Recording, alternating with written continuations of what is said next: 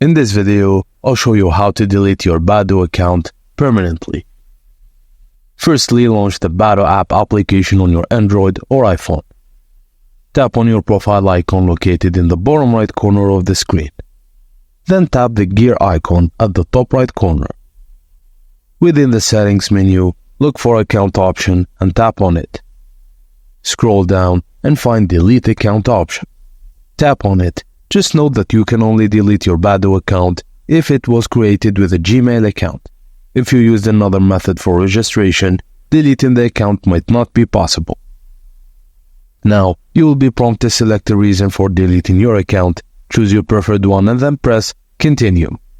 Badoo might attempt to persuade you to stay by offering various options. Just select No, delete my account. Confirm your choice by tapping on Delete Account. This will complete the process and your Badoo account will be permanently deleted. Thank you guys for watching and please don't forget to like and subscribe for more.